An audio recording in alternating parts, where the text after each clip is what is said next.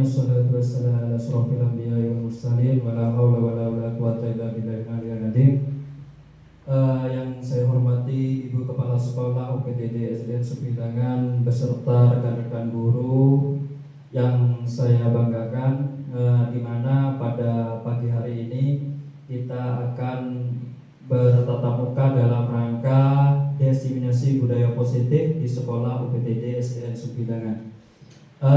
Bapak Ibu, untuk mempersingkat waktu, di mana nanti akan diseminasi ini akan disampaikan oleh Ibu Kepala Sekolah, di mana Ibu Kepala Sekolah ini adalah calon guru penggerak angkatan 12, begitu ya Bu ya?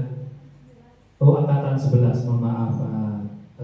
Itu aja ya. Kepada Ibu Lina Agustin Hermansah, waktu dan tempat kami persilakan.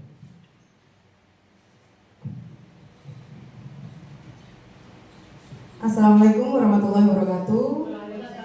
Yang saya hormati Bapak dan Ibu Guru PTD SDN Sembilangan, terima kasih sudah memberikan waktunya untuk bisa berkumpul di sini dalam acara melengkapi tugas saya, yaitu aksi nyata budaya positif modul 1.4. Bisa digeser, Pak.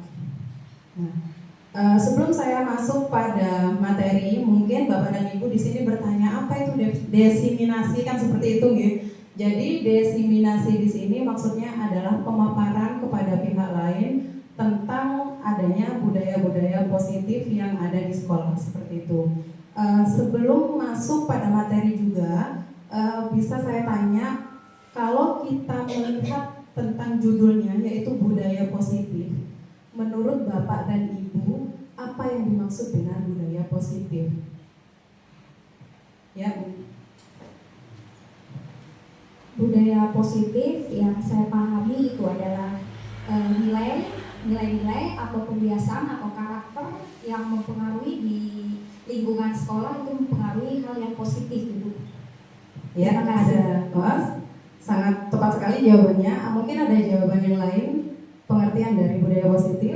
Ya, Bu. Iya, Bapak Basir. Budaya positif menurut saya adalah kebiasaan-kebiasaan yang bersifat positif dan mendukung pada suatu pendidikan, seperti itu. Jadi tepat sekali. Jadi budaya positif di sini yaitu maksudnya adalah keyakinan-keyakinan yang ada di sekolah yang berpihak pada murid, sehingga nantinya murid tersebut bisa memiliki karakter yang lebih baik, kemudian memiliki tanggung jawab dan pribadi yang kritis, serta bisa hormat terhadap lingkungan yang ada di sekitarnya, seperti itu. Di sini ada pertanyaan pemantik, apakah Bapak dan Ibu setuju atau tidak setuju? Jadi yang pertama di sini ada hukuman itu dapat mendisiplinkan anak. Apakah Bapak dan Ibu setuju dengan pernyataan yang nomor 1 ini? Tidak setuju. Yang lainnya? Yang lainnya? Bu Husnul? Tidak setuju. Baik, kemudian untuk yang nomor 2, apakah di sini pemberian hukuman dengan hal positif seperti membaca atau membersihkan halaman sekolah dapat meningkatkan disiplin anak? Setuju atau tidak setuju? Tidak setuju, karena belum tentu itu, belum tentu apa itu kita lakukan itu belum tentu bersifat mendisiplinkan anak. Mungkin hanya sebatas sementara saja. Kemudian yang ketiga, memberikan penghargaan dapat meningkatkan motivasi belajar anak. Setuju? Setuju. Baik, dari nomor 1 sampai dengan nomor 3. Untuk yang nomor 1 tentu saja hukuman dapat mendisiplinkan anak ini tidak setuju ya Bapak ya, Bapak dan Ibu ya. Jadi hukuman itu belum tentu mendisiplinkan anak. Kadang-kadang anak setelah mendapatkan hukuman, ya kalau yang baik, tapi kalau anak itu tidak baik, yang kurang begitu maksudnya mengerti tentang hukuman itu, bisa saja menjadi punya rasa dendam terhadap guru itu. Jadi bukannya dia tambah disiplin, tetapi tambah kadang menter, kan seperti itu ya Bapak Ibu ya. Kemudian yang kedua, pemberian hukuman dengan hal positif seperti membaca atau membersihkan halaman sekolah dapat meningkatkan disiplin anak. Jadi betul yang apa yang disampaikan oleh Pak Basir tadi. Jadi hukuman positif di sini meskipun yang dikatakan itu positif, tetapi belum tentu bisa mendisiplinkan anak karena karakter anak itu berbeda-beda tiap individu seperti itu. Kemudian yang ketiga, memberi penghargaan dapat meningkatkan motivasi belajar anak. Ini tadi jawabannya setuju. Ini karena kita masih belum belajar tahu tentang adanya budaya positif. Mungkin Pak Basir di sini sudah lebih memahami. Kira-kira menurut Pak Basir untuk yang nomor 3 ini bisa atau tidak Pak Basir?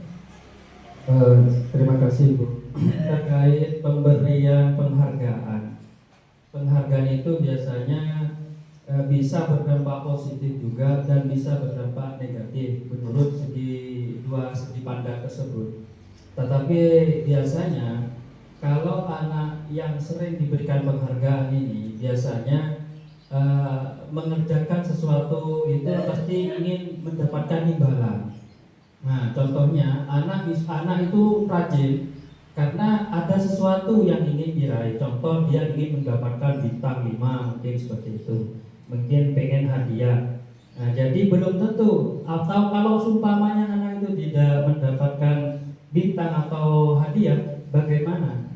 Apakah anak itu tetap berproses dalam belajarnya apa bagaimana? Itu jadi segi negatifnya seperti itu. Terima kasih. Karena Pak Basir ini yang sudah lebih dulu menjadi guru penggerak ya, jadi mungkin beliaunya ini sudah lebih memahami. Jadi untuk yang ketiga ini memberi penghargaan dapat meningkatkan motivasi belajar anak itu secara ilusinya Bapak dan Ibu.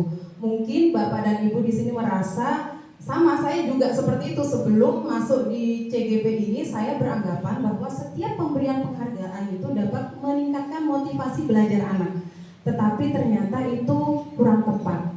Karena apa? Karena pemberian motivasi ini justru malah mengurangi tingkat motivasinya. Jadi kenapa kok berkurang? Karena yang mereka harapkan lagi itu bukan dari dalam dirinya untuk motivasi, tapi motivasinya itu hanya ingin, benar yang disampaikan Pak Basir tadi, hanya ingin mendapatkan sesuatu yaitu berupa hadiah. Nah, bagaimana ketika hadiah itu tidak ada? Nah, itu di situ nanti bisa-bisa motivasinya berkurang. Selain itu juga pemberian penghargaan ataupun misalkan diucapkan di depan kelas, oh anak ini hebat, anak ini hebat. Nah, itu kecenderungan untuk siswa lain memiliki perasaan iri itu ada, seperti itu. Jadi nanti akan menimbulkan perselisihan atau tidak menyukai anak yang sering diberi pujian atau reward dari bapak dan ibu gurunya, seperti itu. Next Pak. Nah, topik dalam eksplorasi konsep di sini ada 6. Yang pertama adalah disiplin positif dan nilai-nilai kebajikan. Yang kedua, teori motivasi, hukuman dan penghargaan, kemudian restitusi. Yang ketiga, keyakinan kelas. Keempat, kebutuhan dasar manusia dan dunia berkualitas. Yang kelima, 5 posisi kontrol. Yang keenam adalah segitiga restitusi. Pak Basir. Nah, di sini untuk eksplorasi konsep yang pertama, disiplin positif dan nilai-nilai kebajikan universal. Sebelum saya masuk materinya, siapa yang tahu pengertian dari disiplin positif, Bapak dan Ibu?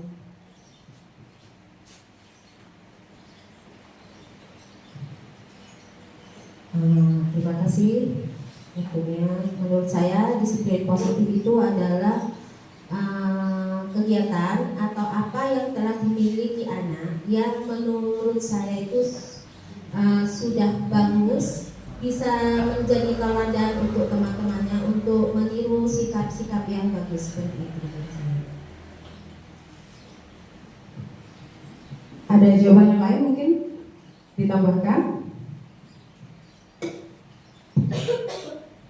Disiplin positif menurut saya adalah pembiasaan baik yang tanpa mengharapkan imbalan atau penghargaan.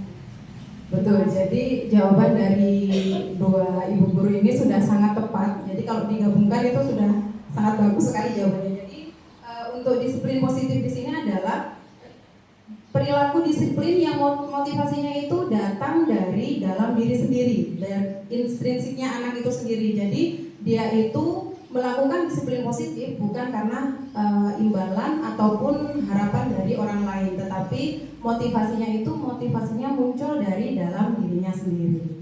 Next Pak Basir. Nah, sekarang di sini ada perubahan paradigma Bapak dan Ibu. Kegiatan kepalan tangan. Ada A dan B, Anda dan teman Anda. Jadi di sini A dan B, Anda dan teman Anda.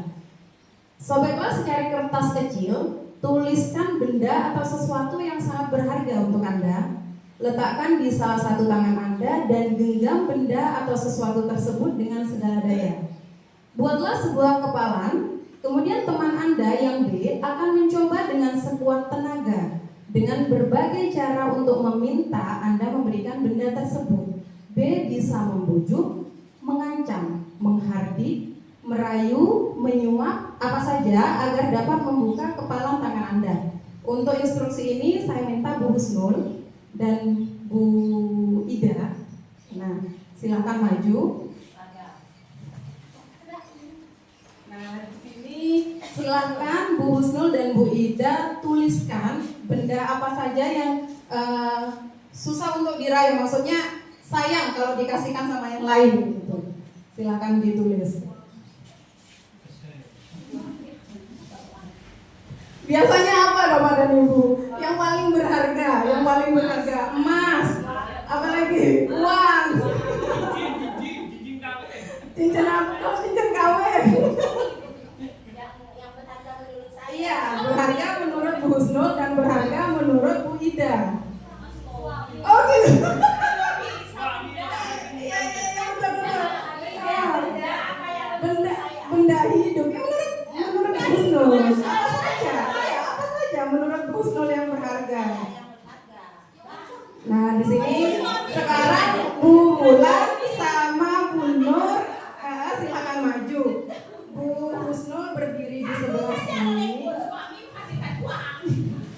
Bu Husnulnya berdiri di sebelah sini. Kemudian Bu Idanya di sebelah sini. Nah, sekarang sesuai dengan perubahan paradigma kepalan tangan, silakan Bu Husnul genggam. Nah, yang Bu Husnul ini, kemudian Bu bersana. Kemudian Bu Nur di sini.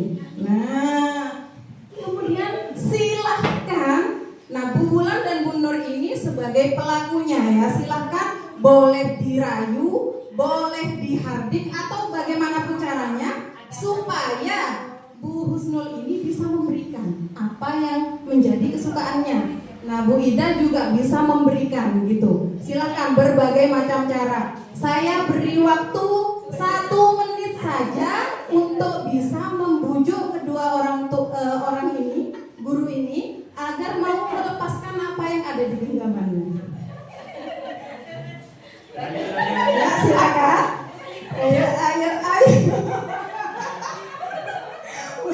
Boleh dengan cara apapun, boleh dihardik, boleh ditarik-tarik.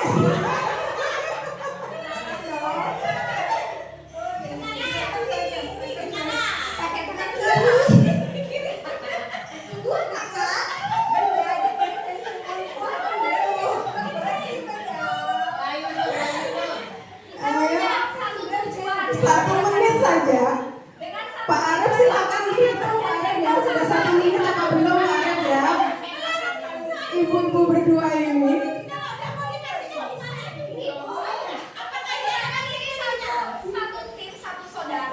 Di satu lembaga. Iya. Dan cita-citanya pastinya sama. Kita akan bergandengan tangan. Iya. Itu dirayu Bu Bulan. Ya, sama ya Bu Nur, ayo Bu Nur. Sudah berapa Pak Arif?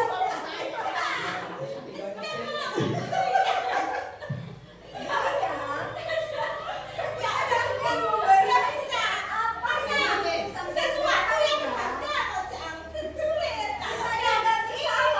Tapi saya semakin penasaran Bu di karyawan Kenapa kok sulit? Apa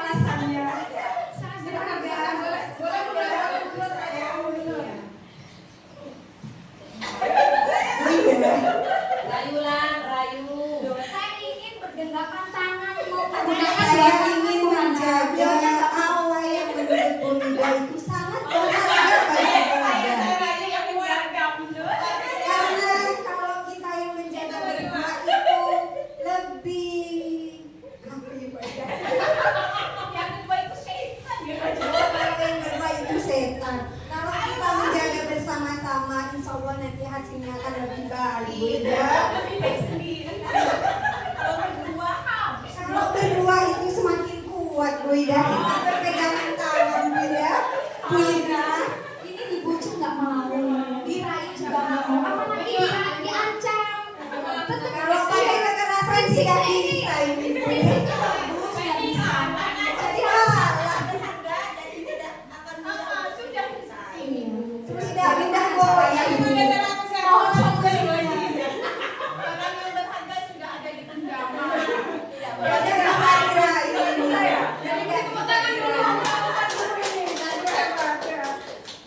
Terima kasih ya, terima kasih. Jadi boleh silakan duduk, nanti boleh dilanjutkan nanti ya kalau mau diminta kembali ya Bapak Ibu. Jadi terima kasih ya, karena memang sekarang ini jam-jam rawan ya Bapak, kalau tidak diselingi dengan permainan seperti ini bisa ngantuk ya. Jadi apa yang terjadi dari peristiwa tadi Bapak dan Ibu yang bisa kita ambil pesannya dari kegiatan yang sudah kita lakukan tadi? Ya. Dari kegiatan yang sudah kita praktekkan, dari hasil yang saya ketahui, dari apa yang menurut kita sangat berharga dan itu sangat bermanfaat untuk kita, tidak akan mudah untuk dilepas. Walaupun ada ancaman, rayuan, kalau menurut kita itu yang terbaik dan itu sangat berharga, jangan pernah dilepaskan. Seperti itu. Terima kasih. Kalau pendapat dari Bu Ida, bagaimana Bu Ida? Ya. Kalau menurut saya, barang yang berharga tidak bisa dibagi ke siapapun, Ibu. Ya, jadi barang berharga itu sulit untuk kita lepaskan seperti itu ya. Yang terbaik menurut kita jangan sampai lepaskan gitu ya Bapak Ibu. Nah itu juga yang terjadi pada anak didik kita Bapak dan Ibu. Jadi kalau menurut Bapak dan Ibu yang bisa mengontrol diri kita itu siapa? Diri kita sendiri. Ya, sama dengan anak didik kita. Kadang kita memaksakan apa kehendak kita terhadap anak didik kita. Padahal anak didik kita ini memiliki passionnya masing-masing, memiliki karakternya masing-masing. Jadi kadang anak yang tidak bisa matematika, misalnya, kita paksa untuk bisa matematika. Itu yang kurang tepat Bapak dan Ibu. Itu pun juga terjadi pada saya, seperti itu. Padahal anak-anak itu sangat banyak kemampuannya di luar non-akademiknya, seperti itu ya. Jadi yang bisa mengontrol diri kita ya diri kita sendiri. Mau kita itu dipucuk, mau kita itu dirayu, kalau kita bilang tidak, ya tidak. Tetapi kembali lagi kalau itu maksudnya ini kan yang prinsipil menurut kita. Tapi kalau sudah berhubungan dengan hal-hal positif yang bisa mengembangkan, kita tidak bisa juga harus kekeh dengan pendirian kita, kan seperti itu ya Bapak dan Ibu ya. Lanjut Pak Basir. Nah, perubahan paradigma teori kontrol atau teori pilihan. Jadi di sini ada ilusi kontrol. Yang pertama, ilusi guru mengontrol murid. Kemudian yang kedua, ilusi bahwa kritik dan membuat orang merasa bersalah dapat menguatkan karakter. Yang ketiga, ilusi bahwa semua penguatan positif, efektif dan bermanfaat. Yang keempat, di sini ilusi bahwa orang dewasa memiliki hak untuk memaksa. Dari keempat ilusi-ilusi ini, mana yang dilakukan oleh Bapak dan Ibu? Ilusi guru mengontrol murid.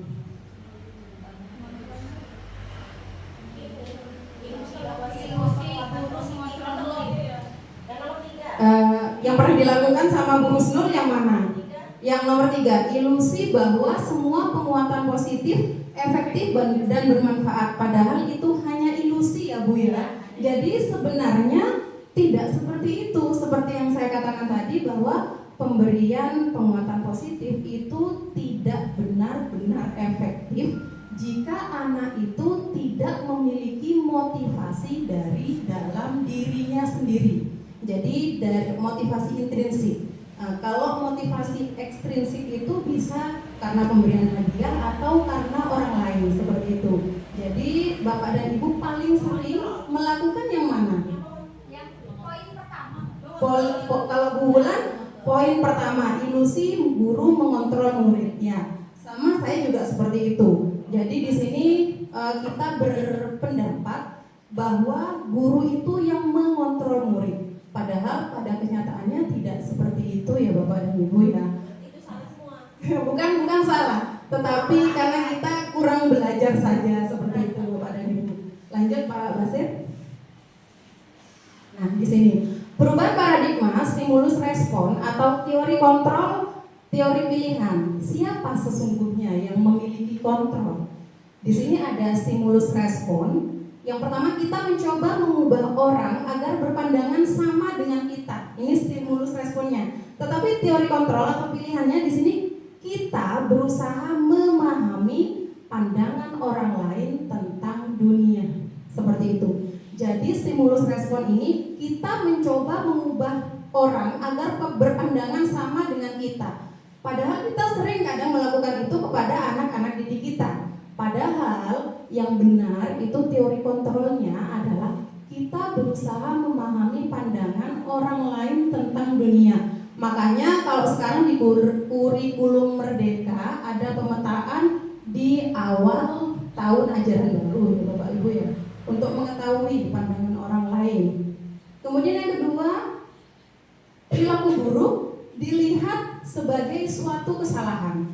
Itu untuk stimulus responnya. Kemudian untuk teori kontrolnya, semua perilaku memiliki tujuan. Maksudnya bagaimana? Jadi kalau kita lihat bahwa perilaku buruk anak-anak itu merupakan sebuah kesalahan. Padahal anak-anak itu melakukan itu kadang punya tujuan. Ya, seperti yang saya lakukan tadi ya Bu Wulan ya. Pada saat anak itu melepas sepatunya, itu kan mereka melakukan perilaku buruk di sekolah, melakukan suatu kesalahan. Tetapi ketika saya bertanya, apa alasannya? Nah ternyata yang satu itu sepatunya tidak muat, yang satu lagi sepatunya memang rusak bulan gitu. Jadi setiap perilaku buruk itu pasti memiliki tujuan, seperti itu, ada alasannya. Yang ketiga, orang lain bisa mengontrol saya. Nah, tetapi di sini untuk teori kontrol atau pilihannya hanya Anda yang bisa mengontrol diri Anda. Benar ya Bapak Ibu ya? Seperti percobaan yang telah kita lakukan tadi, hanya kita yang bisa mengontrol diri kita sendiri. Saya bisa mengontrol orang lain. Nah, di sini Anda tidak bisa mengontrol orang lain. Yang kelima, pemaksaan ada pada saat bujukan yang gagal. Tetapi untuk teori kontrolnya, kolaborasi dan konsensus menciptakan pilihan-pilihan baru. Yang terakhir, model berpikir menang kalah. Sedangkan teori kontrolnya, model berpikir menang-menang. Maksudnya apa ya Bu ya? Pak Basir? Menurut saya tentang teori kontrolnya, tentang model Berpikir menang-menang ya. Itu artinya walaupun merasa umpamanya mengikut perlombaan, tetapi di perlombaannya tingkat kabupaten, tetapi kalah. Mungkin ada yang menang kan gitu, juara 1 sampai 3. Yang kalah ini mungkin sudah melampaui dirinya sendiri, dianggap itu sudah berhasil, sudah berangkat ikut perlombaan sampai tingkat kabupaten. Berarti intinya menang pada dirinya, ada menang untuk hal yang lebih besar lagi kan gitu. Terima kasih Pak Basir. Jadi pola berpikir menang-menang di sini maksudnya adalah pola berpikir yang tidak hanya mementingkan kepentingan kita saja, tetapi kita mementingkan adalah kemenangan yang lebih besar atau kemenangan bersama, seperti itu. Lanjut Pak Basir. Nah di sini Bapak Ibu, disiplin positif seperti yang sudah dijelaskan. Yang pertama, Anda tidak bisa mengontrol orang lain, hanya Anda yang bisa mengontrol diri Anda. Jadi Jadi di sini makna disiplin adalah belajar kontrol diri dengan menggali potensi kita agar tercapai tujuan mulia, yaitu sesuatu menjadi seseorang yang kita inginkan berdasarkan nilai-nilai yang kita hargai. Kemudian yang kedua, semua perilaku memiliki tujuan. Ada teori motivasi di sini yang seperti saya katakan. Yang pertama untuk menghindari hukuman, yang kedua mendapatkan imbalan. Ini yang dimaksud dari adanya motivasi ekstrinsik dari luar. Kemudian yang ketiga, untuk menghargai diri sendiri. Dengan nilai-nilai kebajikan universal, akhirnya timbul keyakinan kelas yang sudah Bapak dan Ibu di kelas jalankan. Nah, untuk menghargai diri sendiri itu termasuk pada motivasi intrinsik. Yang selanjutnya yaitu model berpikir menang-menang atau kolaborasi dan konsensus menciptakan pilihan-pilihan baru. Ada 5 posisi kontrol. Yang pertama, penghukum. Kedua, pembuat rasa bersalah. Yang ketiga, teman. Yang keempat, pemantau. Yang kelima, manajer. Nah, di sini kita bisa melakukan itu melalui segitiga restitusi. Yang pertama, menstabilkan identitas, kemudian validasi kebutuhan, dan menanyakan keyakinan. Lanjut Pak Basir. Nah, apakah makna disiplin? Jadi sudah kita tahu ya Bapak Ibu ya, tadi di awal sudah kita belajar bersama. Disiplin di sini adalah menjadikan sesuatu yang dilakukan seseorang pada orang lain untuk mendapatkan kepatuhan. Kecenderungan umum adalah menghubungkan kata disiplin dengan ketidaknyamanan, bukan dengan apa yang kita hargai atau pencapaian suatu tujuan yang mulia. Ya, lanjut. Nah, di sini Bapak dan Ibu ya. Jadi nilai-nilai kebajikan universal itu sifat-sifat positif manusia yang merupakan tujuan mulia yang ingin dicapai setiap individu. Nilai-nilai tersebut bersifat universal. Jadi di sini setiap perilaku atau perbuatan memiliki suatu tujuan menurut Dr. William Glasser pada teori kontrol 1984. Kemudian yang kedua, dengan mengaitkan nilai-nilai kebajikan yang diyakini seseorang, maka motivasi intrinsiknya akan terbangun sehingga menggerakkan motivasi dari dalam untuk dapat mencapai tujuan mulia. Nah, di sini kita sekarang sudah menggunakan kurikulum merdeka, di mana kurikulum merdeka itu yang kita tahu bahwa ada 5 ya Buati ya. Coba apa saja Buati? Ada 6. Ya, beriman dan bertakwa kepada Tuhan yang Maha Esa dan berakhlak mulia, mandiri, ya, bernalar kritis, berkebinekaan global, bergotong royong dan kreatif. ya. Coba Bapak dan Ibu berdiri semua ya Bapak Ibu ya. Mungkin di kelas Bapak dan Ibu sudah sering menyanyikan lagu ini. Silakan dipimpin oleh Bu Ida. Belajar Pancasila, beriman dan sama gayanya Bu Ida. Ayo Bu Ida dan Bu Husnul ya sebagai pemeran utamanya ini ya Bapak Ibu ya. Ayo Bu Husnul. Bu Ida yang nyanyi, Bu Husnul yang gerakan gitu ya.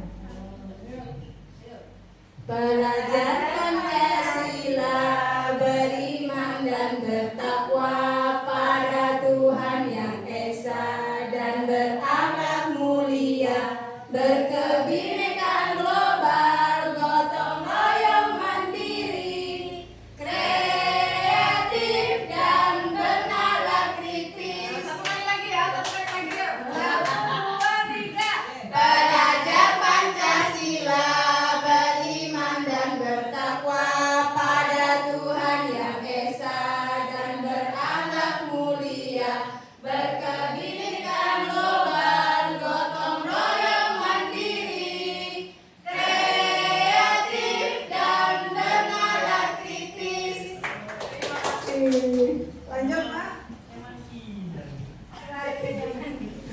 Yang kedua ada teori motivasi, hukuman dan penghargaan restitusi. Lanjut Pak. Nah di sini Bapak Ibu, teori motivasi perilaku manusia. Yang pertama adalah untuk menghindari ketidaknyamanan atau hukuman. Apa yang akan terjadi apabila saya tidak melakukannya, seperti itu. Nah, ini tadi adalah motivasi eksternal, jadi dari luar ya. Jadi dia melakukan, dia berbuat disiplin positif hanya karena takut mendapatkan hukuman, bukan dari dalam dirinya. Kemudian yang kedua, untuk mendapatkan imbalan dari orang lain.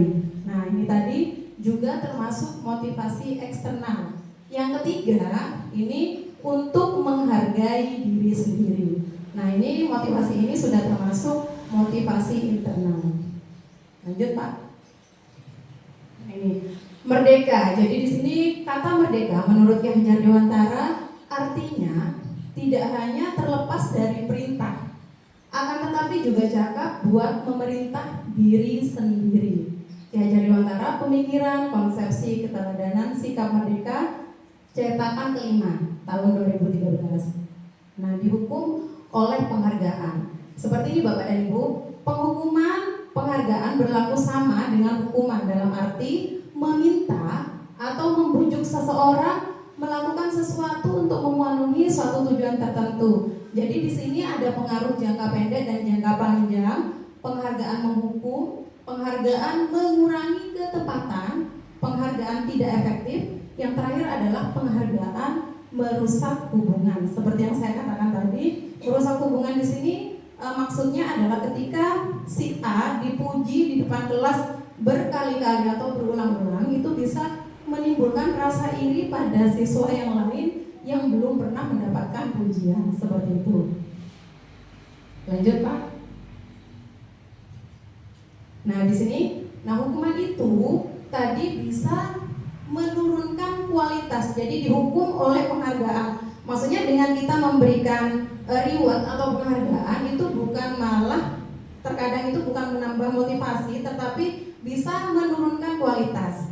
Kemudian yang kedua, bisa mematikan kreativitas, dan yang ketiga, bisa mengurangi motivasi intrinsik yang ada di dalam diri siswa itu sendiri. Next, Pak. Bentuk atau program kebajikan. Dalam memberikan apresiasi atau pengakuan, ada beberapa hal. Di sini kita bisa memberikan pengakuan secara khusus, kemudian secara pribadi, kemudian kepada semua murid secara bergantian, dan juga pengakuan tersebut harus bersifat konsisten serta fokus pada prosesnya. Jadi Bapak dan Ibu, mungkin kalau penghargaan atau pengakuan pada siswa yang pandai itu sebenarnya tidak terlalu sulit ya Bapak Ibu ya, karena memang mereka pandai, ketika diberi tugas mereka langsung bisa menjawab. Tetapi kita lihat pada prosesnya, terkadang usaha anak yang memiliki kemampuan kurang, ketika dia sudah bisa menyelesaikan suatu pekerjaan, itu sudah bisa kita beri apresiasi seperti itu. Lanjut, Pak. Nah, di sini ada contoh-contoh pengakuan atau apresiasi. Yang pertama, dari Bapak Ibu ya. Jadi ada pembuka, ada nilai kebajikan, dan ada situasinya. Contoh saya bacakan yang paling atas saja. Pembukanya seperti ini. Kemarin saya perhatikan rasa empatimu besar sekali pada saat menolong murid baru di kelas kita. Lanjut, Pak. Nah, di sini Bapak Ibu, di sini kita pilih hal-hal yang di sebelah kiri ini, apakah termasuk hukuman ataukah konsekuensi. Sekarang apa itu perbedaan hukuman dengan konsekuensi? Kalau hukuman itu apa? Hukuman, ya Bu Husnul.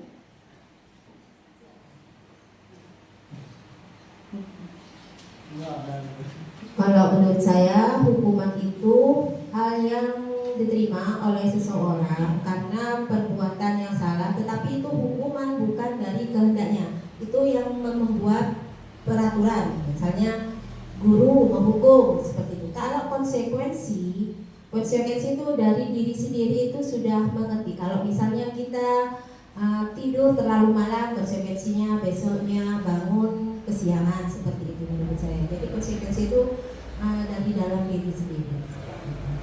Betul ya. Jadi untuk hukuman, di sini hukuman itu adalah suatu tindakan yang diberikan karena siswa itu melakukan pelanggaran. sudah ada atau sudah dicantumkan. Sedangkan konsekuensi itu merupakan bentuk rasa tanggung jawab dari diri siswa karena dia sudah melakukan pelanggaran seperti itu. Kalau menurut Bu Nur, yang nomor 1 itu termasuk hukuman ataukah konsekuensi, Bu Nur? Mencatat 100 kali di dalam buku kalimat saya tidak akan terlambat lagi. Biasanya sering ya seperti ini ya. Kalau kamu terlambat lagi silakan tulis 100 kalimat misalkan gitu. Itu termasuk hukuman atau konsekuensi, Bu? Kalau menurut saya itu termasuk hukuman. Oke, hukuman. Bukan melakukan kesalahan. Ya. Nomor 1 hukuman. Nomor 2 sekarang Ibu Ati.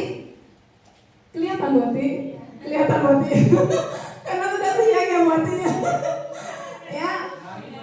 Lari mengelilingi lapangan basket 2 kali karena terlambat hadir di sekolah, itu termasuk hukuman atau konsekuensi Bu Ati?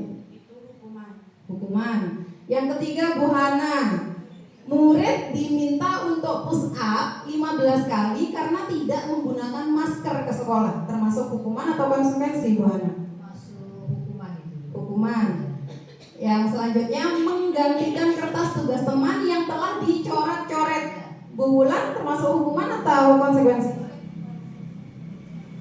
Menggantikan kertas tugas teman yang telah dicoret-coret itu menurut saya termasuk konsekuensi. Oke. Selanjutnya Pak Arif. Membersihkan tumpahan air di meja tulis karena tersenggol pada saat belajar itu termasuk konsekuensi. Konsekuensi. Tadi benar sudah?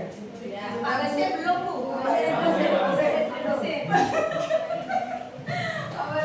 Oke, lari mengelilingi lapangan basket 2 kali karena terlambat 10 menit.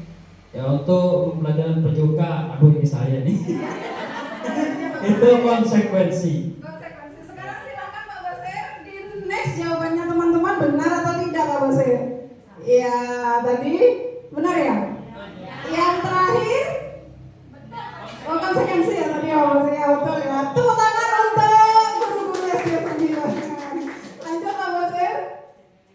Nah, ini ya. Jadi ada hukuman dan konsekuensi. Mungkin Bapak dan Ibu sudah sama-sama memahami arti dari hukuman dan konsekuensi karena tadi dari sekian jawaban semuanya sudah benar. Jadi tidak usah saya bacakan. Lanjut Pak Basir. Nah, apa itu restitusi? Restitusi adalah proses menciptakan kondisi bagi murid untuk memperbaiki kesalahan mereka sehingga mereka bisa kembali pada kelompok mereka dengan karakter yang kuat. Lanjut Pak. Nah, di sini Bapak dan Ibu ya. Jadi ada 2 identitas. Yang pertama adalah identitas gagal, yang kedua adalah identitas sukses. Jadi untuk pemberian hukuman itu termasuk pada identitas yang gagal. Contohnya sesuatu yang menyakitkan harus terjadi, kemudian membuat anak itu tidak nyaman, seperti itu ya, menjadi korban.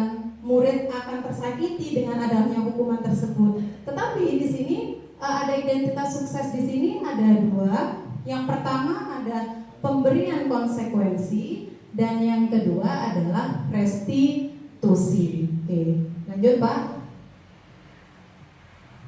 Ciri-ciri restitusi. Yang pertama, bukan untuk menebus kesalahan, namun untuk belajar dari kesalahan. Yang kedua, dapat memperbaiki hubungan. Yang ketiga, tawaran, bukan paksaan. Restitusi menuntun untuk melihat ke dalam diri. Restitusi mencari kebutuhan dasar yang mendasari suatu tindakan. Kemudian yang keenam, restitusi diri adalah cara yang paling baik.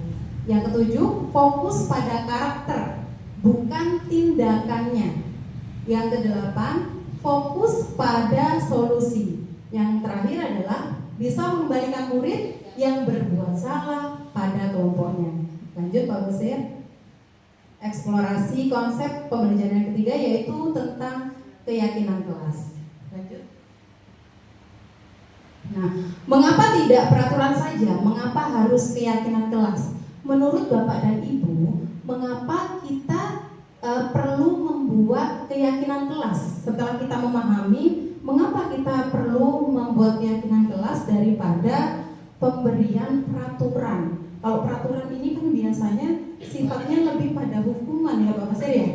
Tetapi kalau keyakinan kelas ini penyadaran pada diri anak seperti itu ya. Lanjut Pak.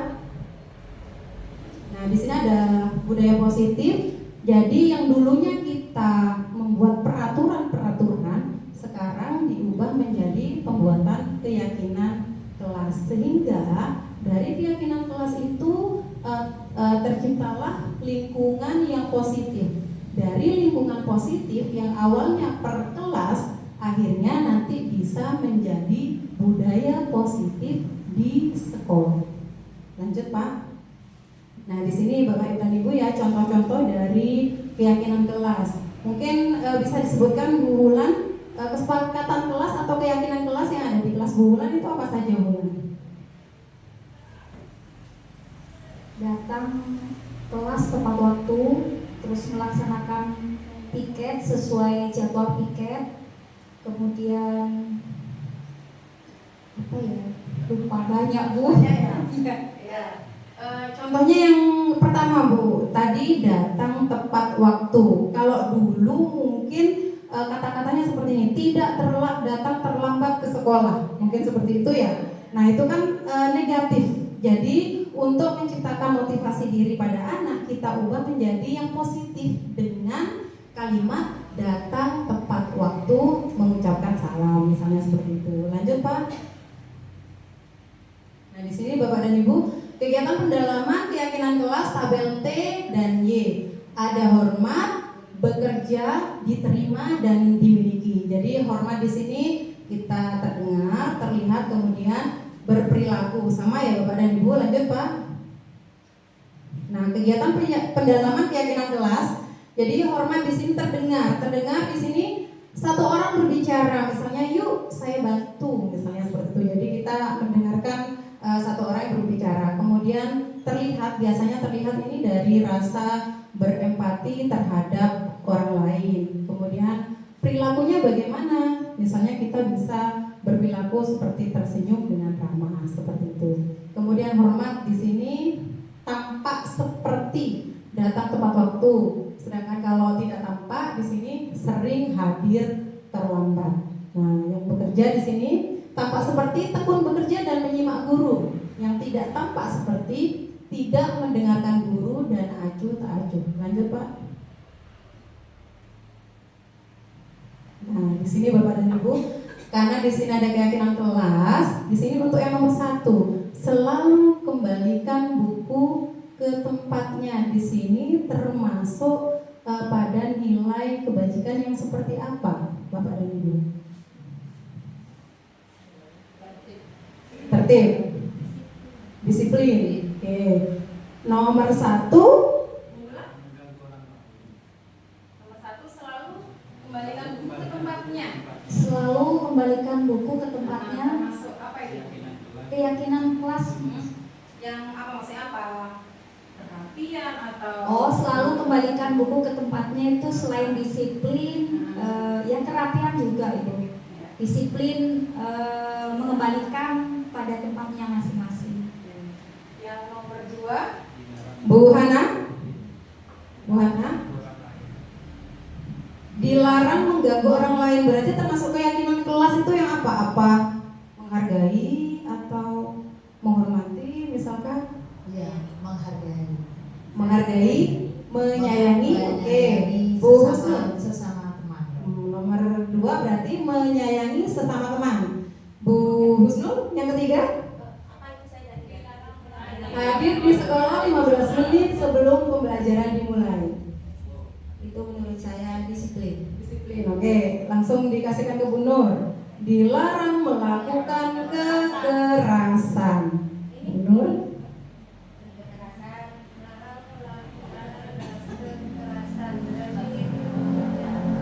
Disiplin terhadap diri sendiri. Diri sendiri. Kenapa? Awal. Sikap moral. Oke, nanti ini kan belum ketahuan jawabannya ya Bapak ya Ibu ya. Kita masih meraba-raba maksudnya gimana gitu ya. Jadi yang selanjutnya Bu Ida.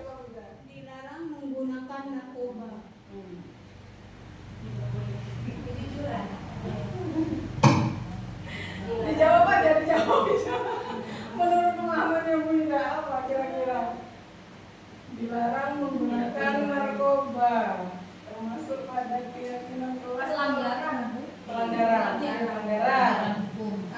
Kalau buat yang selanjutnya, Pergantian atau menunggu giliran. Iya, disiplin. Pak Arep menggunakan masker.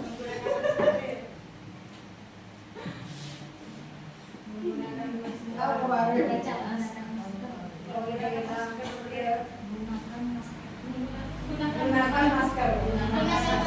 Gunakan masker itu termasuk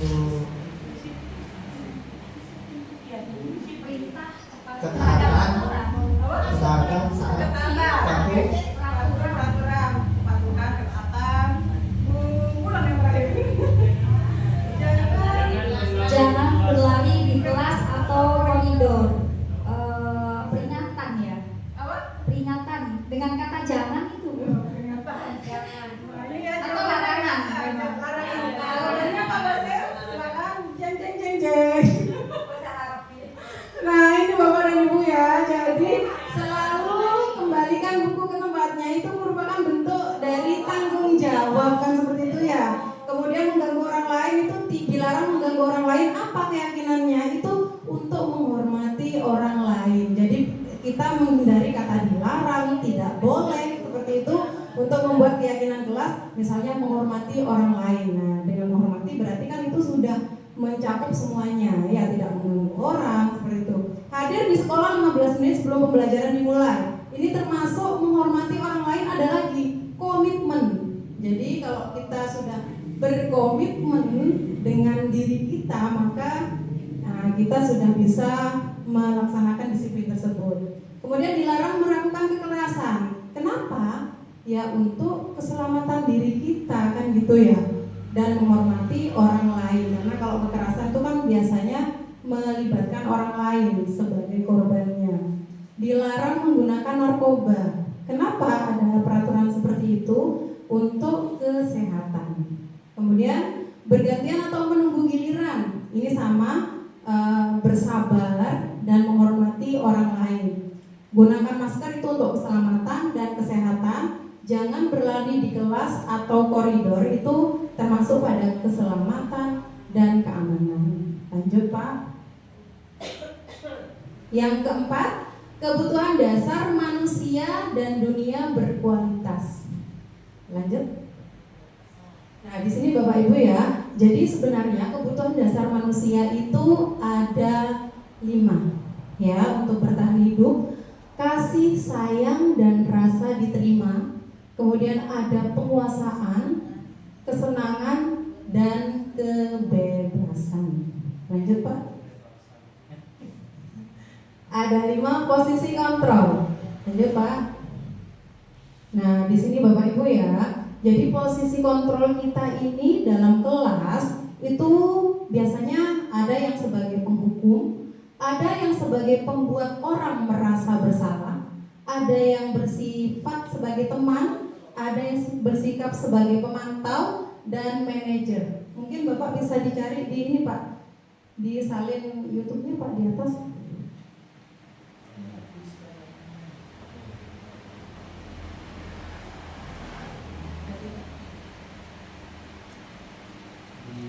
Di atas tadi Pak.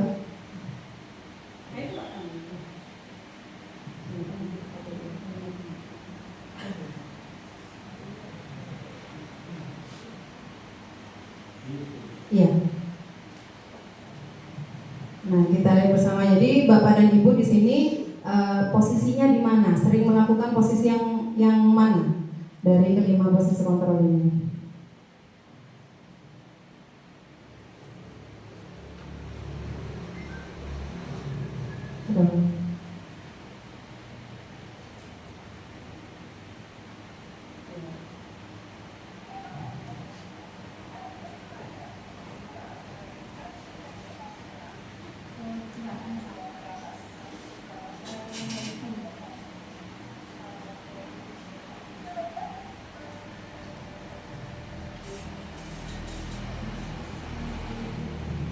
Sebagai penghukum.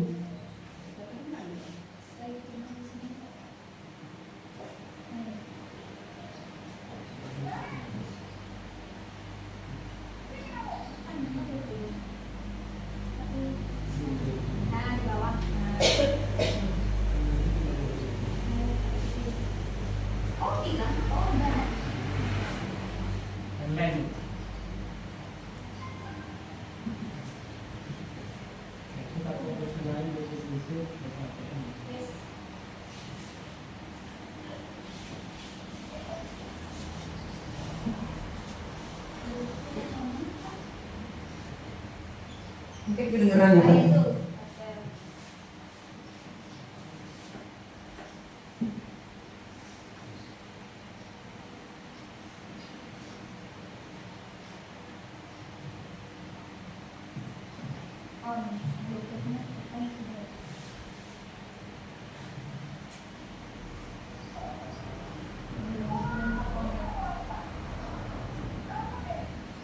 Tapi terdengar ya Bapak Ibu ya?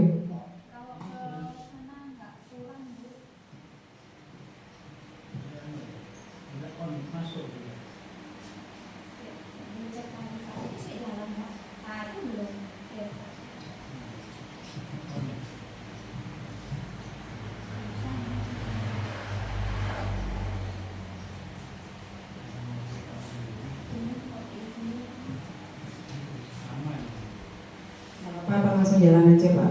Nah, yang penting di sini terdengar.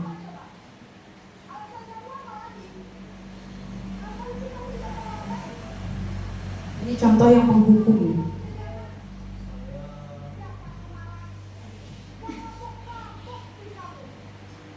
Malas bener, masa aku malas sih.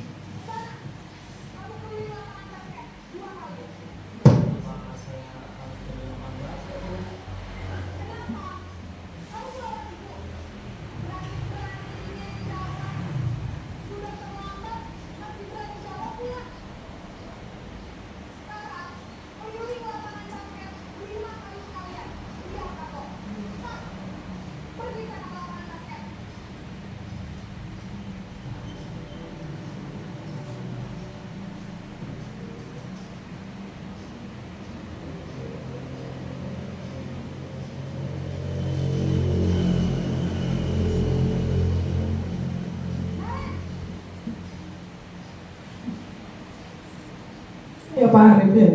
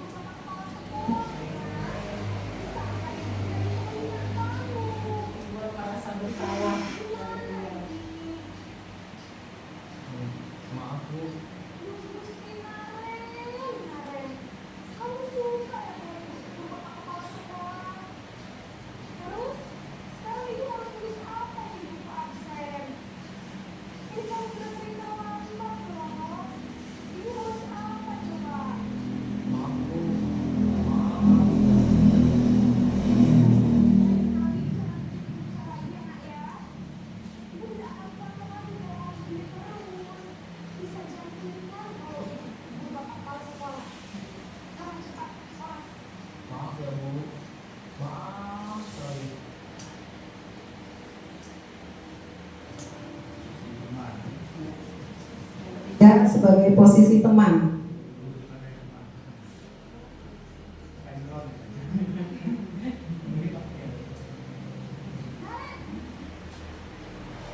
Ini dilihat dari cara menegurnya saja Bapak ya, nanti ya Pak Basir, kalau sudah nanti langsung agak cepatkan saja.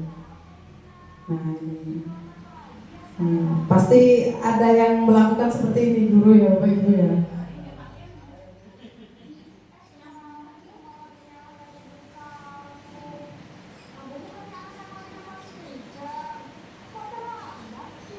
Sudah langsung Pak, agak dicepat Pak.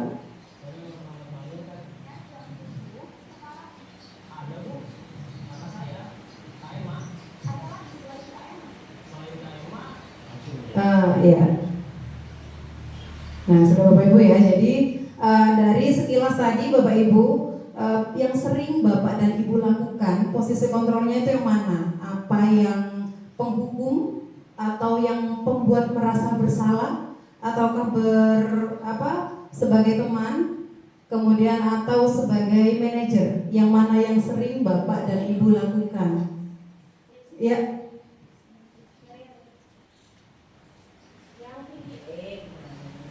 Yang video terakhir itu saya nggak tahu apa itu. Kalau karena itu terlambat, saya tanya dulu kenapa terlambat, alasannya apa. Jadi saya tidak langsung menghakimi kalau memang itu alasannya benar. Misalnya tahu untuk berikutnya tolong ibu tidurnya jangan terlalu malam. Nah kalau seperti itu termasuk apa itu Bu? Oke, Ada yang terakhir itu saya video tadi videonya kan belum sampai selesai ya. Jadi saya kalau terlambat saya tanyakan dulu kenapa sampai terlambat. Yang lainnya selain seperti Bu Husnul mungkin ada, oh saya nih kayaknya kok selama ini melakukan yang seperti ini ya gitu misalnya. Bu Nur, kalau Bu Nur ada kesalahan anak, Mungkin sama dengan Bu Husnul. Selama ini di kelas 5 itu ada anak yang hampir setiap hari itu terlambat. Jadi ketika ditanya ternyata tidurnya itu jam 10 ke atas. Jadi setelah itu saya nasihati agar tidurnya itu mungkin jam 9 atau tidak sampai jam 9. sudah berarti kalau Bapak dan Ibu sudah melakukan misalnya tidak langsung memberikan hukuman, itu berarti Bapak dan Ibu sebenarnya sudah menerapkan posisi Bapak dan Ibu sebagai pemantau. Oke. Nah, tetapi ada tahapan-tahapan lagi Bapak dan Ibu. Sebenarnya di sini pemantau itu sudah betul, cuman posisi kontrol yang paling benar itu adalah kita berposisi sebagai manajer. Ya, lanjut Bapak. Jadi sebentar Pak. Nah, di sini. Jadi kita di sini mengajukan pertanyaan-pertanyaan ya, seperti yang sudah ada di sini. Nah, misalnya tadi pemantau juga membuat pertanyaan, tetapi kalau manajer di sini membuat pertanyaan, kemudian setelah membuat pertanyaan itu kita bisa menstabilkan identitasnya dulu. Misalnya seperti ini, anak, misalkan ketika si A melakukan kesalahan, kita tanyakan kenapa melakukan kesalahan tersebut. Kemudian dari Bapak Ibu sendiri juga bilang, nah kita ini sama-sama pernah melakukan kesalahan seperti itu. Tetapi bagaimana kita meminimalisir kesalahan itu seperti itu. Jadi posisinya tidak langsung memberikan hukuman, tetapi di sini kita harus menstabilkan emosinya dulu seperti itu ya Bapak ya. Kemudian lanjut Pak. Nah di sini, jadi di sini pertanyaan-pertanyaan itu seperti ini. Yang pertama, saya kecewa sekali dengan kamu. Nah di sini termasuk pembuat orang merasa bersalah. Bapak dan Ibu pernah tidak mengutarakan kalimat seperti ini? Pernah tidak? Saya kecewa sekali sama kamu. Misalkan hasil anak itu sering rendah setelah diberi penjelasan, tetapi tetap saja seperti itu. Kemudian tanpa sadar Bapak dan Ibu membuat pernyataan seperti ini ke murid. Saya kecewa sekali dengan kamu. Tidak ya? Oke, berarti sudah benar yang Bapak dan Ibu lakukan. Itu posisi kontrol kita. Kalau kita sering mengucapkan atau membuat pernyataan seperti itu termasuk pada pembuat orang merasa bersalah. Kemudian yang kedua, di sini kamu tidak pernah benar melakukannya. Nah, ini termasuk dengan kata-kata, meskipun tidak dengan tindakan, tetapi kita di sini memposisikan diri kita itu sudah sebagai penghukum. Kalau dengan kata-kata kurang baik, Maksudnya? kamu sudah melakukan sikap yang kurang baik, sebaiknya seperti ini. Kalau ada seperti itu, maksudnya ada pembatasnya, ada pembandingnya, itu boleh Bapak dan Ibu ya. Di sini kalau kita sebagai posisi kontrol yang sebagai teman, misalnya gini, ayolah lakukan demi ibu atau bapak, seperti itu, seperti tadi ya. Nah, seperti teman, layaknya teman. Kemudian posisi pemantau di sini, apakah kamu mau mendapatkan stiker bintang hari ini? Nah, ini berarti pemberian reward atau penghargaan ya. Kalau manajer, nah ini bagaimana kamu bisa menyelesaikan masalah ini. Jadi kan ada solusinya. Kalau kamu sekarang misalkan datangnya terlambat, karena apa? Misalnya saya sering tidurnya larut malam. Kemudian kita harus mencari bagaimana bisa menyelesaikan masalah itu supaya tidak terlambat lagi. Berarti solusinya adalah tidak tidur larut malam. Seperti itu. Lanjut Pak. Bu, maaf potong. Saya sering menghadapi masalah-masalah yang seperti itu. Jika ada masalah, murid itu paham untuk menjawab bahwa sikap ini kurang benar. Sebenarnya seperti ini Bu, itu secara teori mereka cerdas untuk menjawab.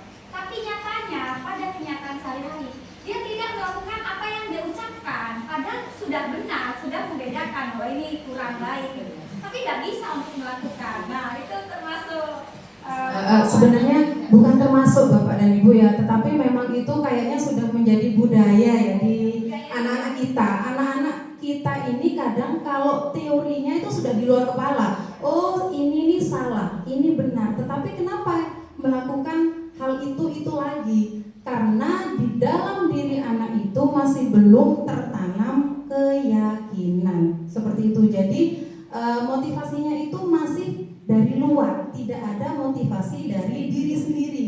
Karena yang mengontrol kita ini kan kita mau berubah, itu ya diri kita yang bisa berubah, bukan orang lain. Berarti siswa-siswa kita ini untuk saat ini memang masih belum ada kesadaran dari dalam dirinya. Karena memang untuk menerapkan keyakinan itu membutuhkan waktu yang lama. Ketika anak itu nanti misalkan sudah mendapatkan konsekuensi dari apa yang dia lakukan, biasanya itu baru sadar, oh ternyata dulu saya melakukan seperti ini, akibatnya sekarang ini loh seperti ini gitu ya. Lanjut Pak. Bergerak antara di sini peraturan, pemantau, konsekuensi atau hadiah, kemudian ada nilai-nilai, manajer, dan kita bisa memperbaikinya. Lanjut Pak. Nah yang keenam ini sudah yang terakhir Bapak dan Ibu ya. Di sini ada segitiga restitusi. Lanjut. Nah ini Bapak dan Ibu ya. Di sini maksudnya tadi kita sebagai manajer di sini kita harus menerapkan segitiga restitusi, yaitu yang pertama menstabilkan identitas, kemudian yang kedua memvalidasi kebutuhan, kemudian yang ketiga menanyakan keyakinan. Jadi kemarin Bapak Ibu saya sempat bermain peran dengan anak di sini. Saya pinjam muridnya Bu Wulan ya yang namanya Vivi. Ya di situ saya mempunyai kasus, membuat kasus seperti ini. Jadi Vivi ini sering datang terlambat ke sekolah seperti itu. Akhirnya setelah ditanyakan, nah dia ini kenapa datang terlambat? Karena ingin mempunyai sepeda baru. Tujuannya apa? Dia tidak ingin menyusahkan orang tuanya seperti itu. Jadi kenapa dia datang terlambat? Karena tidak dibelikan sepedanya tuh tidak kunjung dibelikan. Jadi dia itu datang terlambat agar apa? Agar orang tuanya dipanggil oleh gurunya. Nah setelah dipanggil, alasannya kenapa? Dia berpikir ketika dipanggil orang tuanya dan dijelaskan alasannya kenapa, nah Vivi ini langsung mendapatkan, maksudnya langsung diberikan sepeda seperti itu.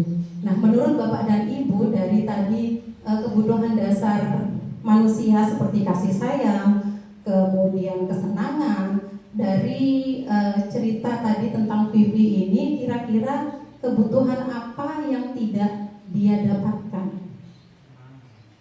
Kesenangan ya Pak ya, karena dia ingin sepeda. Ya, dia menyukai sepeda, ingin sepeda, tetapi sepedanya itu tidak diberikan. Jadi dia mencari-cari alasan, mencari-cari kesalahan agar supaya yang dia inginkan itu bisa diperoleh. Seperti itu. Lanjut Pak. Nah, ini ya Bapak dan Ibu, kata-kata yang termasuk dalam menstabilkan identitas. Guru berkata, berbuat salah itu hal yang manusiawi. Ini termasuk menstabilkan identitas. Jadi ketika ada murid yang mempunyai masalah, yang pertama kita lakukan adalah menstabilkan identitasnya dulu. Nah ini tadi, tidak ada manusia yang sempurna. Bapak dan Ibu juga pernah berbuat salah. Lanjut Pak.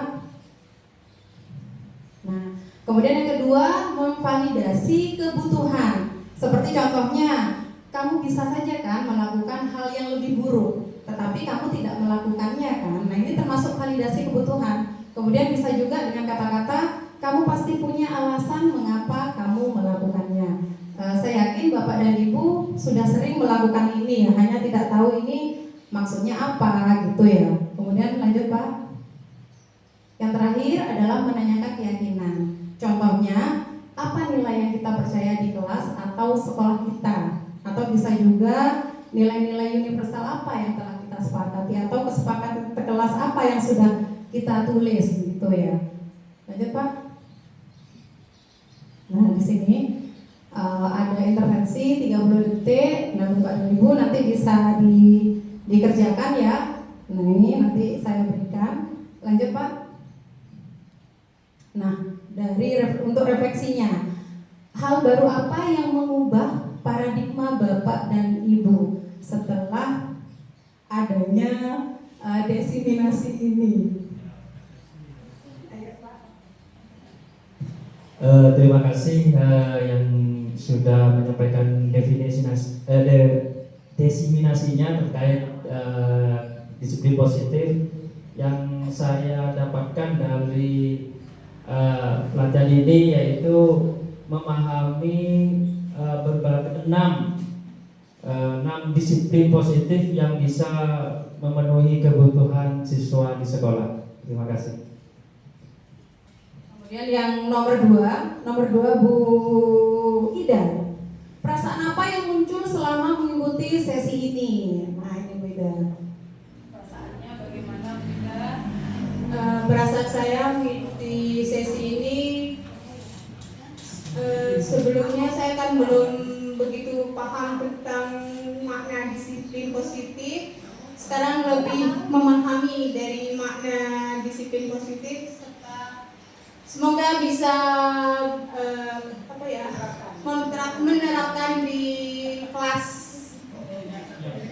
Yang ketiga, nah sekarang ini Bu Hana ya, Bu Hana tapi sudah makan bakso Bu Hana ya. Jadi tenaganya ini sebelum kebungkus nanti bisa ini Bu Hana ya. Nomor 3. Peran Among seperti apakah yang kita Peran lakukan? Among seperti apakah yang ini saya berposisi sebagai apa? Apakah lakukan? sebagai teman, manajer, Oh, selama atau sebagai pendukung? Kalau saya Lebih kemana Bu? Yang manajer Bu, manajer.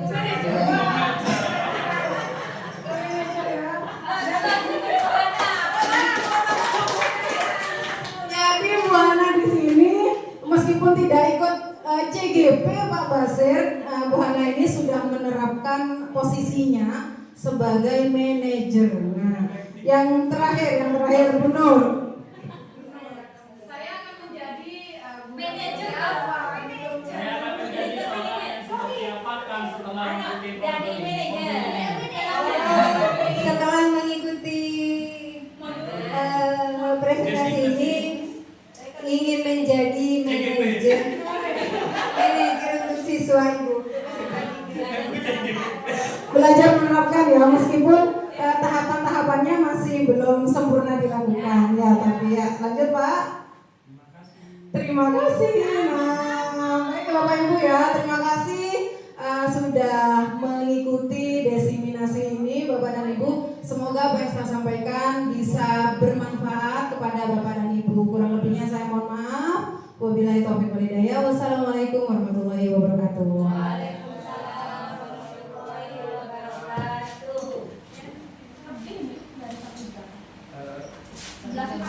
Terima kasih bagi narasumber kita. Oplos untuk kita semuanya. Oke, terima kasih. Baik Bapak Ibu, dari kegiatan ini semoga menjadi bermanfaat bagi kita semuanya. Semoga menjadikan murid kita menjadi disiplin positifnya lebih meningkat lagi untuk tidak ada tindakan kekerasan di sekolah ini. Saya sebagai moderator, jika ada salah kata-kata atau penyampaian yang kurang tepat, saya mohon maaf sebesar-besarnya. Saya akhiri. Assalamualaikum warahmatullahi wabarakatuh.